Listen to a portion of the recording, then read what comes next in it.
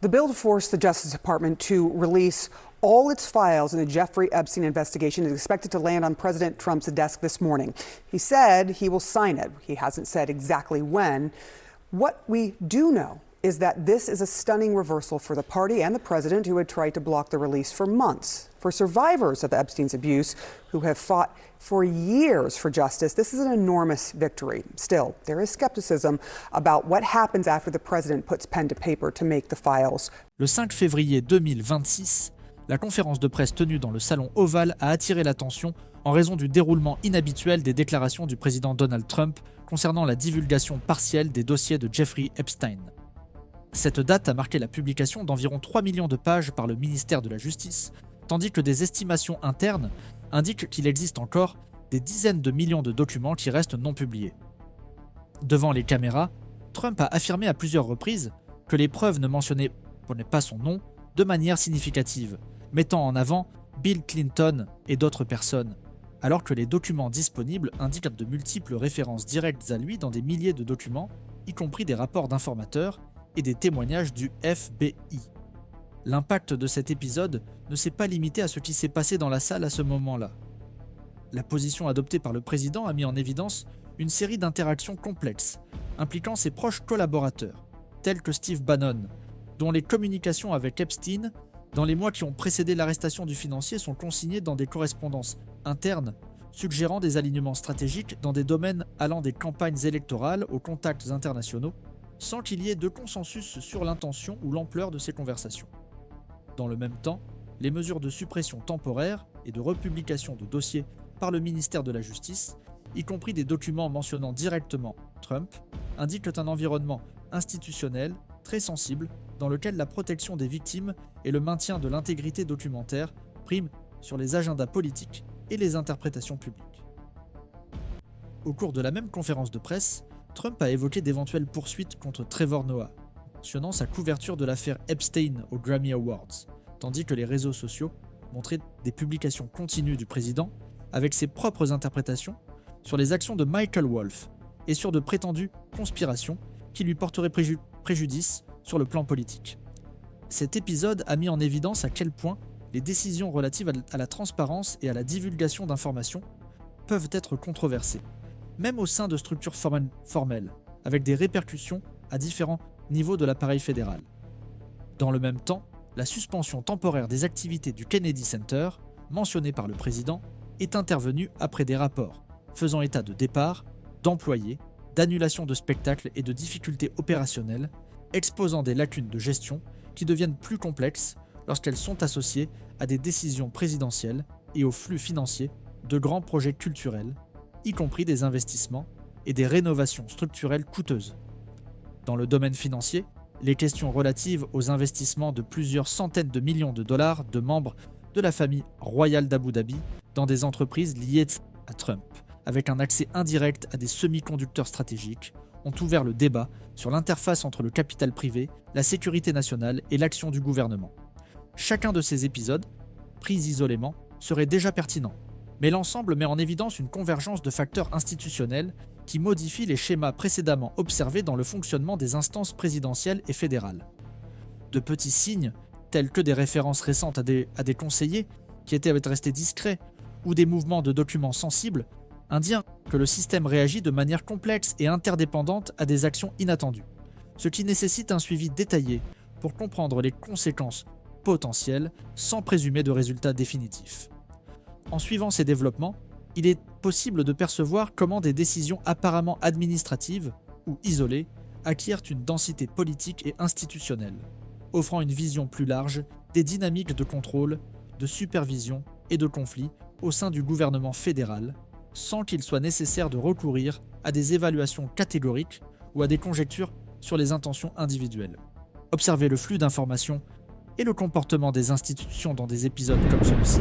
permet de suivre la manière dont les règles, les précédents et les responsabilités se chevauchent de manière continue, fournissant des éléments pour des analyses futures sur l'équilibre entre la transparence, le pouvoir exécutif et les mécanismes de responsabilisation, ainsi que sur l'importance de suivre systématiquement ces processus. Dans ce contexte, rester attentif à chaque mise à jour institutionnelle et à chaque décision concernant la divulgation d'informations la réorganisation des structures ou la réponse aux pressions externes contribuent à une compréhension plus complète des forces qui façonnent le système, renforçant ainsi l'importance de suivre des analyses continues et contextualisées. C'est dans ce contexte que surgissent de nouvelles couches de complexité institutionnelle. À partir de là, l'implication du ministère de la Justice et des instances judiciaires fédérales à New York prend de l'importance, en particulier après les actions du juge Aline R. Burman, qui a répondu aux demandes des avocats des victimes visant à protéger leur identité et à limiter la divulgation de documents. L'urgence des décisions judiciaires met en évidence la tension entre l'obligation de transparence et la protection des droits individuels, tandis que différentes interprétations sur l'autorité des contrôleurs indépendants et l'applicabilité de l'Epstein Transparency Act restent ouvertes. Cela démontre que même les normes récemment adoptées se heurtent à des limites d'exécution lorsqu'elles entrent en conflit avec des prérogatives fédérales consolidées. Parallèlement, des personnalités politiques du Congrès, telles que le sénateur Thomas Massie, co-auteur du même projet de loi, font l'objet de commentaires et de critiques, révélant l'impact politique des mesures législatives en cours sur les acteurs institutionnels de différents domaines. Cette convergence aide à comprendre comment des décisions apparemment techniques ou administratives ont des répercussions à plusieurs niveaux, mobilisant simultanément l'action des comités législatifs, des départements de l'exécutif et des organes de contrôle, dont les intérêts se recoupent souvent partiellement. Dans le même temps, l'action des conseillers présidentiels, illustrée par Steve Bannon, montre que les réseaux de communication antérieurs aux événements publics continuent d'influencer les perceptions et les décisions. Des enregistrements, d'échanges de messages et de stratégies visant à gérer le discours public et à maintenir les relations politiques internes, ainsi que des contacts externes avec des acteurs internationaux dans des contextes délicats, illustrent cette dynamique. C'est dans ce contexte que le rôle de la Réserve fédérale, et plus particulièrement celui de son président Jerome Powell, revêt une importance institutionnelle supplémentaire.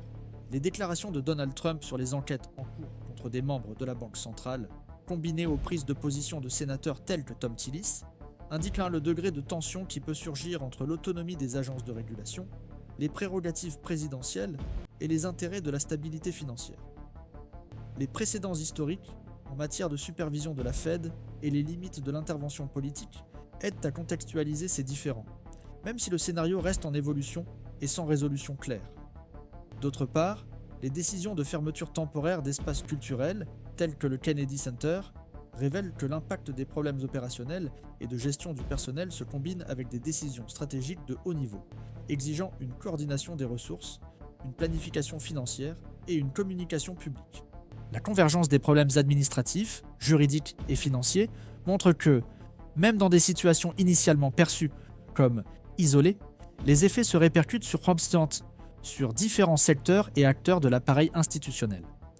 Des observateurs spécialisés soulignent que la succession de décisions, de réponses publiques et de réactions internes au sein du gouvernement montre comment les normes, les protocoles et les précédents sont constamment testés en temps réel.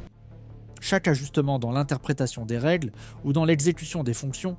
peut avoir des répercussions complexes sur l'équilibre des pouvoirs et la confiance du public dans les institutions. Les analystes insistent pour comprendre ces interactions, il faut suivre à la fois les procédures formelles et les mouvements politiques et stratégiques informels, étant donné que les documents divulgués, les échanges de messages et les décisions de communication officielles fournissent des indices sur les priorités institutionnelles et les limites de l'autorité. La manière dont l'épisode du DOJ, la réaction de l'exécutif et la supervision judiciaire s'articulent offre une occasion rare d'observer le fonctionnement du système dans des conditions de tension élevées, même en l'absence d'un résultat consolidé. Enfin,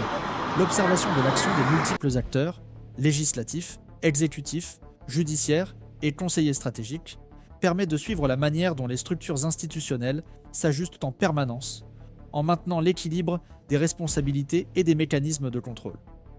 Et, en suivant cette analyse détaillée, on comprend l'intérêt de suivre en permanence les développements institutionnels, en comprenant comment chaque décision ou interprétation modifie le fonctionnement du système de manière intégrée et progressive.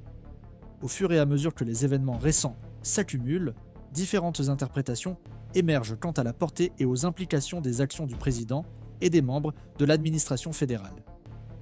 Les rapports et documents disponibles indiquent des divergences quant aux interactions entre Donald Trump, Steve Bannon et Jeffrey Epstein. allant de simples stratégies de gestion de l'image à d'éventuelles manœuvres de nature plus stratégique. Les experts soulignent que l'analyse des 3 millions de documents divulgués à ce jour, ainsi que des dizaines de millions qui n'ont pas encore été rendus publics, révèle d'importantes lacunes, rendant impossible de déterminer avec précision les intentions ou les effets complets, sans tenir compte du contexte plus large des pratiques institutionnelles, des décisions judiciaires antérieures et des dynamiques politiques en cours. L'action du ministère de la Justice fait également l'objet d'un débat, étant donné que dans certains cas, des documents faisant directement référence au président ont été supprimés ou republiés afin de trouver un équilibre entre la transparence, la protection des victimes et le respect des ordonnances judiciaires. Cela soulève des questions sur les limites du pouvoir discrétionnaire administratif et les éventuelles vulnérabilités des protocoles internes.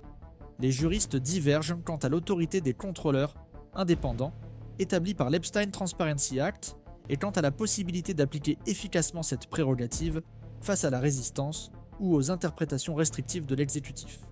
Au Congrès, la position du député Thomas Massie sur le même projet de loi a suscité des débats sur les alliances partisanes, les pressions internes et l'impact des décisions individuelles sur la perception publique de la gouvernance.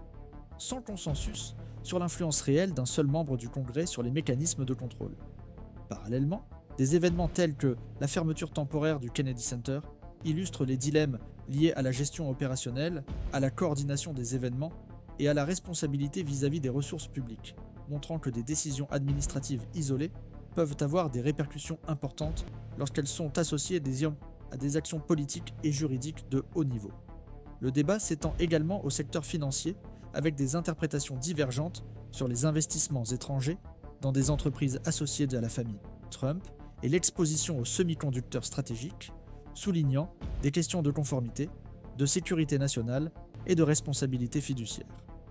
Sans définition claire des limites légales ou institutionnelles. En outre, la position du président à l'égard de la Réserve fédérale et de l'enquête impliquant Jerome Powell montre comment des décisions ou des déclarations publiques peuvent créer des tensions entre des organismes indépendants et les autorités exécutives, même lorsque les précédents juridiques et constitutionnels offrent des repères généraux, mais pas d'instructions définitives. Les experts s'accordent à dire que les effets dépendent des décisions futures, des ajustements procéduraux et des réponses judiciaires, et que des conclusions hâtives ne permettent pas de comprendre pleinement la complexité du système. Chaque document, chaque déclaration et chaque mouvement de personnes clés modifie la perception des risques, influence les stratégies internes et façonne les interprétations futures des limites du pouvoir et des mécanismes de responsabilisation. La combinaison de facteurs juridiques, administratifs et politiques crée un scénario ouvert, dans lequel une observation continue et détaillée est essentielle pour évaluer les tendances, les impacts potentiels et les ajustements du système, sans recourir à des jugements anticipés sur les intentions ou les résultats. En suivant ces processus, on se rend compte que la compréhension des institutions exige une analyse constante, l'intégration d'informations dispersées et une attention particulière aux interactions entre les différents acteurs, offrant ainsi une vision plus complète de la dynamique du pouvoir et de la supervision aux États-Unis, alors que chaque décision ou interprétation se déroule encore, produisant des effets progressifs au sein de l'appareil institutionnel, rendant indispensable un suivi permanent et contextualisé pour évaluer pleinement les conséquences d'épisodes atypiques.